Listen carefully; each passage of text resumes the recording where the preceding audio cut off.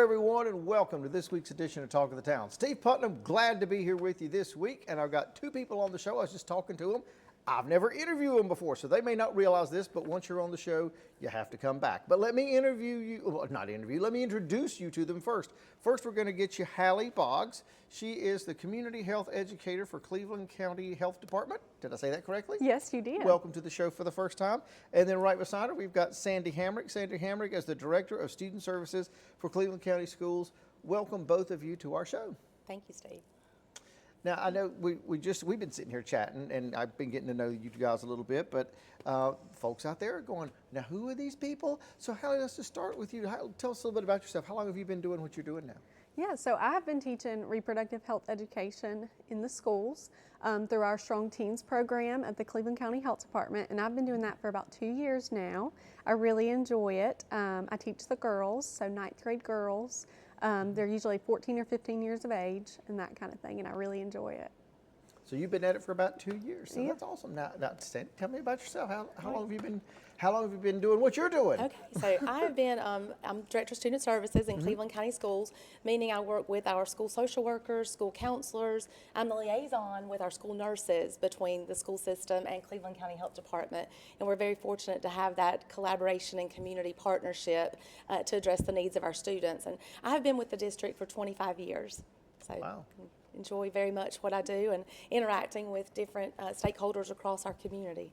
That's pretty cool. Yeah. Well, welcome to the show, guys. Now, I know it sounds like I'm starting to get a feel for what we're going to talk about today. So who would like to jump in and go first here? I know we've got some thoughts and ideas that we've been talking about with reproductive health and education in our schools, and that's probably changed a lot, since those of us who are as old as I am, have been in schools. It's probably changed a lot. Tell us a little bit about how it works today, Hallie. Yeah, so the education in our schools works by having a consent form sent home and all of that good stuff. So reproductive health education is really just super important. That way they develop those strong decision-making skills that they need for life, not only just for reproductive health, but for other topics such as drugs and alcohol, things like that as well. So all kinds of good stuff there. You said something really important there. Really what all this boils down to is decision making, isn't it? Like learning how to make really good decisions both for yourself and for those, for your future. Right. Yeah, and we try to encourage our students to set goals, to think about the future, and kind of weigh out the positives and negatives of those choices and go from there. So I guess if we were to ask, why is it important that we have reproductive health education in school, that would be the starting point, wouldn't it? Yeah, exactly. So I would just sum it up as, preventing teenage pregnancy, which can lead to many health problems. And, teen moms, typically it's harder for them to finish their education and things like that, which can lead to poverty and other things later on in life. So that's why we hit on like the goal setting and that kind of stuff. Right. So for us in the schools, it's important because it is part of our North Carolina essential standards. So whenever you look at North Carolina standard course of study, reproductive health is part of, helping educate students about their health and well-being. And so I know it's an awkward topic sometimes for people to encounter and engage in, but we do feel like it's important. And actually, we start trying to introduce students, and again, with parent permission and consent, we truly want parents to be the first teachers of their students, of their children. And so we really want parents to be involved in the process.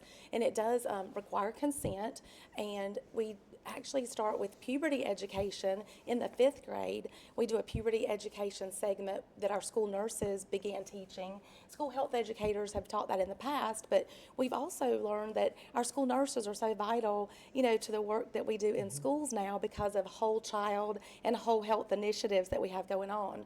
So we start, in 5th grade, just by helping the kids understand, the phases of puberty and that they're not different from their peers. Sometimes kids get nervous or have questions, and it's an emotional roller coaster from the time that they start that puberty throughout their high school years. And so we want to provide education and not misinformation to them, because as you talked, it's changed a lot over the years. Steve, from whenever you and I would have been in school, that the curriculum's changed, things have changed, that you know, a lot of things that we learned might have been on the school bus or at the lunch, the cafeteria table, and it was our peers telling us about that, sharing a lot of misinformation.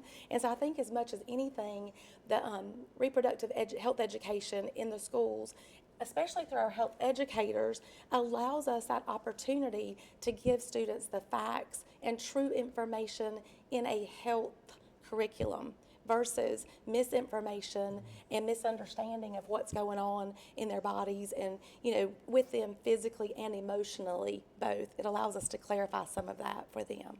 So when you go and approach because I know both of you probably have experienced this on maybe different levels, but are you finding that when you start out with this, maybe in the 5th grade or whatever else, that there is a lot of misinformation there that they've picked up on?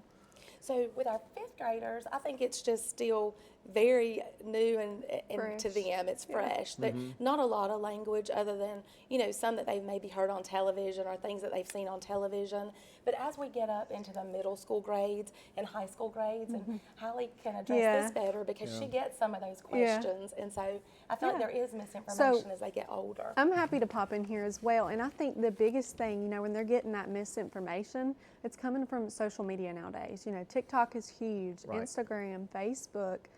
So not only just the media, television, all of those things going on, but seeing their peers engaging in certain types of like risky behaviors, they're going to be more likely to do it as well. So I think that's a huge influence on our teens right now.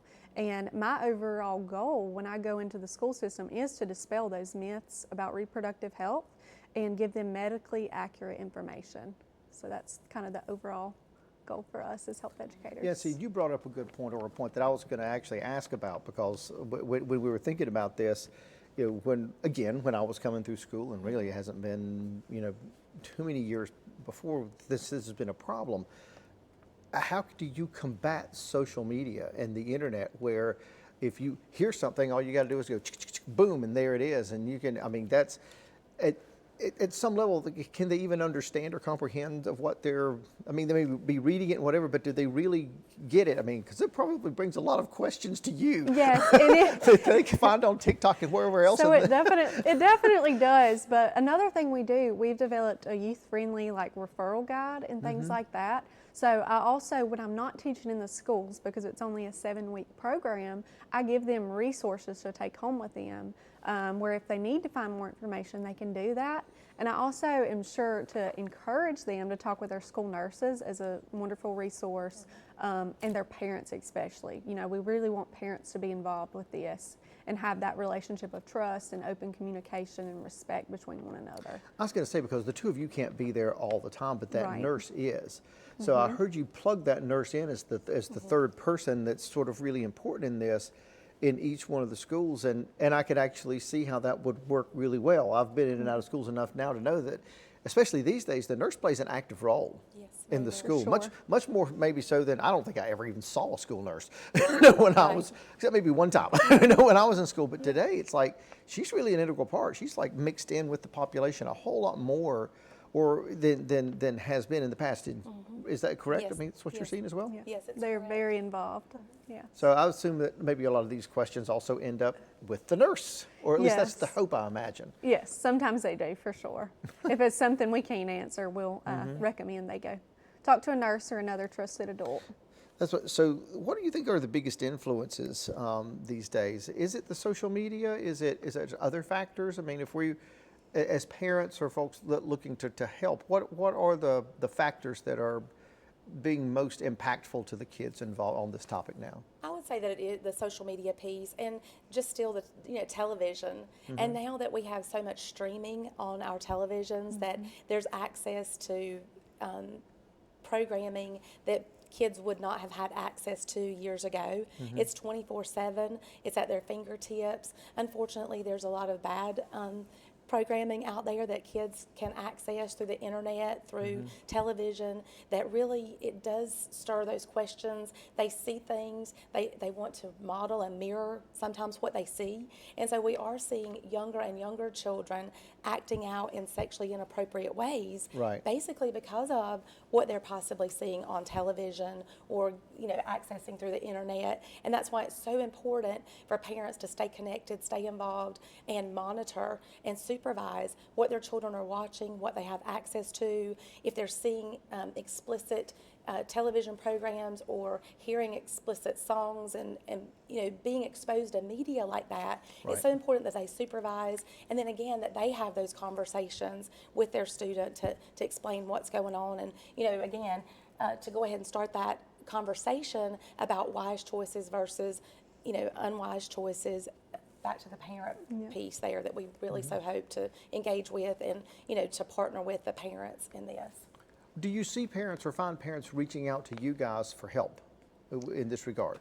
Yes, I get a good many phone calls, right, to talk about like the curriculum and things like that we teach, and I reassure them this is an abstinence-based education, and I can just kind of go through an overview of what we talk about, those life skills they need, the decision making, and all of that good stuff as well. So we're trying to get parents involved as much as we can. And parents do reach out, for resources to find out, what resources are available. Having the talk. What is and we'll talk about that later in the segment. I know we're coming up to that one. Those kind of things. But I do think sometimes people struggle with this topic because again, it can be awkward. And how much do you tell your child? You don't want to tell them too much too soon. You want to give them bits and pieces that are age appropriate, answer their questions directly, and then, because what you tell a 8, 9, 10-year-old is going to be different than what you tell your 12, 13, 14-year-old. And so just helping with some guidance in that, and we're happy to do that. So well, too much too soon seems to be a good place for us to pause here and then come back to, because we're not done with you guys yet, and we're not done with you yet either. So if you choose to go to the refrigerator to get something to eat or come back, you got to come back, because there's more talk of the town right after this.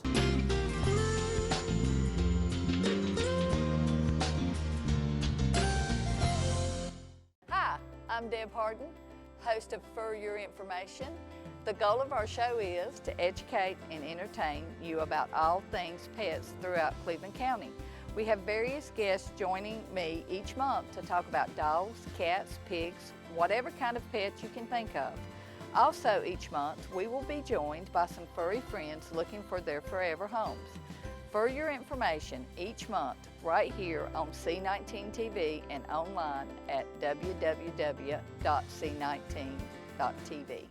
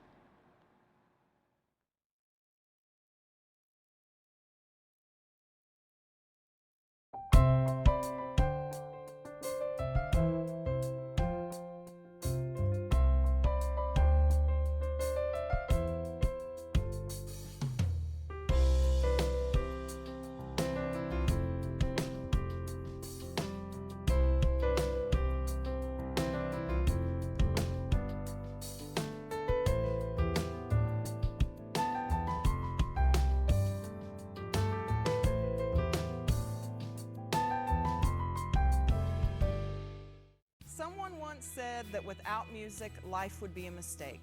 And that's how we feel here on Face the Music. Hi, I'm Summer Castle-Keever, and I'd love for you to join me each month on our new program, Face the Music, which airs on C19 TV and C19.tv. Each month we'll highlight the talents, personalities, and stories behind some of the area's most gifted singers, songwriters, and musicians. It's going to be a lot of fun, so join me each month for a new edition of Face the Music right here on C19.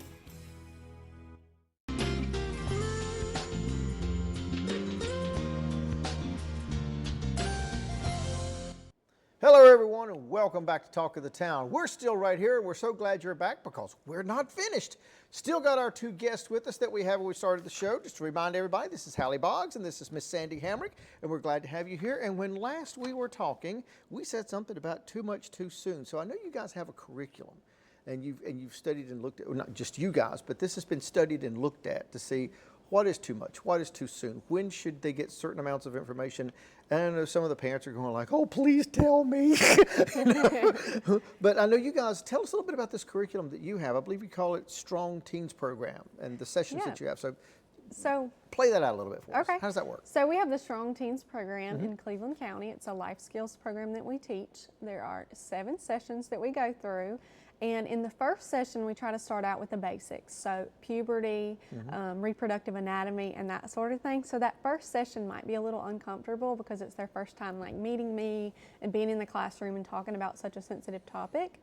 And then we go through other things, so decision-making skills. Like I mentioned earlier, we'll talk about not only reproductive health, making the right choices, but also drugs, alcohol, things that they can use in the future as well, right? Setting that good foundation. And then we go into like communication strategies, how to say no when you're being pressured to do something, especially when it comes to reproductive health. That's super important. And then we also get into healthy versus unhealthy relationships, which is one of my favorite lessons because you got to think not all kids are seeing that at home. And we go through and talk about the different characteristics of each. Wow. Yeah. So then that's, how long does it take once you start, you say the 7 sessions, how long are you with them? What's the time span? So it's a 7-week long program. Oh, so I you go, may have said that, I'm sorry. Yeah, well, I go once a week. Once a week. To each Okay. school. Is it a 45-minute session? It's about an hour to an hour and 30 minutes. You've got a lot of Okay. ground to cover. Yes, we do. We do. Well, we play lots of games and do some fun activities to keep them engaged. So Yeah, I'm you're kind a- of an entertainer And you're a too. road warrior too, because you got to get around all the schools to do this. Yes. So that's pretty awesome. Now, I know that when, so the schools make this available to you. I guess at this point, we were talking about parents a little while ago. Do you then find, is that when you start getting the questions in or whatever from parents or whatever, they were calling back and saying, well, how does this work? Because I know they probably got questions about what is being taught. And I know that that's one of the messages you were trying to get out, that abstinence is being taught and that's the way you're approaching this, because that it would be a concern that the parents would have, isn't it? Yes, it Yeah. is.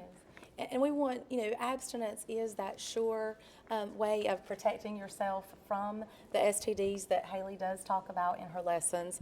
It's the most, it's emotionally the best decision that you can make. And, research just shows that students who do refrain and do not engage in those activities that can really be emotionally damaging to them, or better academically. The longevity of waiting, it has some very beneficial proven factors to overall health in the future with the relationships. Right. And I think that's important. An important piece of the curriculum is the interpersonal communication and talking about the healthy relationships versus unhealthy relationships, and having the confidence, if you've chosen abstinence, to be able to say, no, I've chosen abstinence and that's where I stand. And so having those conversations and the open communication and dialogue, I think is important to give students that opportunity to be confident in their decision. And also with the healthy relationship piece, we want people, again, to be confident in their esteem because they may not have seen healthy relationships played out, and this just is another protective factor to help them with that choice that they're making to say no. Right, and that's a good point. You can't really assume that they have seen healthy relationships, Right. whether they understand what that is. Right. Right, that's a good point. So what can we do? I know one of the things that we've talked about here is the decision making. What supports good decision making in teens? I would say you have to start first, when you're working with teens in general, or you have teens in your family, you got to build that trust up first. So you really need to try to get to know them, put yourself in their shoes, think back to when you were a teen. And even now, it's much harder on them with all the pressure from social media, growing up in that age, right? So we really need to talk to them. You can support them by providing education, just listening to them, hearing them out, and that sort of thing. Right. So I know that it's that you run into this. Do you find that because I know when teens get to a certain age, they start looking at their parents like, no, don't talk to me. Yeah. But will they talk to you? Yes, they will. They are actually pretty bold. and we have like that trusting relationship, and they'll come to me with things. And if it's something I can't answer, I always encourage them to take it back to their parent, and I That give is them awesome. tips for how to do that as well. That is awesome. That's really good. Because I know that that can be an issue too, that when they get to that age, if they haven't picked up certain amounts of information, they might not want to go to their parents because they do have that breaking away kind of, Yeah. the attitude, and that can make it more difficult. I know when we were talking earlier, you said you had a lot of data that goes along with this, and Yeah. you were holding the sheet up, and it was like, wow, that is a lot of data. Yes. So tell us a little bit about that, how that gets collected, where it's going, and what it tells us about what's happening right now. So the state collects this data. The most current data that we have right now is for 2022, so they're a little bit behind on their data collection with COVID and all those things going on. But our teen pregnancies for Cleveland County, these are ages 15 to 19, females, were 82 in 2022. So we had 82 pregnancies. I will say with all of this data that we've seen definite improvements in our teen pregnancy rates since we started this in 2009. So in 2009, we went from a rate of 64.6 pregnancies per 1,000 females to where now we're at a rate of 25 out of 1,000. Oh. So that is amazing. That is amazing. We're doing very well, but there's still improvements that need to be made. This is important work. So. But that statistic alone, I think, is a testimonial to the work that's being done, and working across the community with all of our stakeholders to shed the light on the importance of lower teen pregnancy rates, and the education that we're providing students, that hopefully they are refraining from this activity before an age that's appropriate or a relationship that's appropriate. So I was excited to hear and see those statistics whenever Holly shared those a couple days ago with me. So That is pretty awesome. And I'm hearing this, and and I know there are parents at home and people at home that are going, oh, I can't believe we're talking about this. But I love that we're talking about this because I remember how it was. I mean, they herded all of us into a room in the auxiliary room of the gymnasium, put a screen up. The coach comes in. The coach, of all people, he comes in and starts going, this. Watch the video. We went outside and played ball. And that was it. We were just all shell shocked and went outside to go play ball. This is, none of us would have ever. We didn't have a relationship with that. So even if he showed us something that we were curious about, we weren't going to go back and say, hey, coach. Right. Because you could tell he was as uncomfortable with the whole thing as everybody else was. And he was just wanting to get it over with and get outside. and this is so much better. I'm really glad. I know when you said you had data, I didn't know how the data was going to go, but that is so encouraging. Positive, yeah. It's good to have positive data and to see that things actually are moving in the right direction that you want them to go in. So I'm excited. Now, I know that we're sitting there going, okay, we've danced all around this. Parents are sitting on the edge of their seats that they're going, are they ever going to tell me how to have the talk? So who wants to go and tell us something about how the parents should have the talk? The ones that want to have, because some of them are just terrified. Okay. But even they can have the talk. Tell us how that happens. So I can kind of start this off. One thing I tell my teens before we jump into like parents actually having the talk, but one thing I tell my teens is to have that talk and open that conversation up, like very first initial conversation that they have. They can use something that they see maybe in a movie, on TV, or maybe they have a family member that's pregnant to ask a question, right? And they're going to lead with that, so that gives them a talking point. But the parent's role in all of this, the first key thing I will say is listen to understand. Okay, listen to understand. Tell them what your values are on this subject and walk through with them the positives and negatives about being sexually active at whatever age they're at, right? And also with the talk, I would say that it can start as early as 5th grade. And when I say that, I do not mean going in and talking about STDs and all of that stuff, but just like the basic anatomy, your body parts, what they do, and then just talking about how to take care of yourself, hygiene, puberty. And then as they get older, that's going to be an ongoing conversation that's comfortable to talk about, right? Yeah. So that's kind of the goal there. So I would just listen to understand, be encouraging, give your opinion, your input, that kind of thing. And so I know that a lot of parents are sitting there thinking, I just have to have this talk once. That's really not how this works, No. is it? No, it start early and Right. often. Yes. And so, I love think that. if you do start, when they're younger, it becomes more a natural part of the conversation. It's a conversation then. It's not just Right.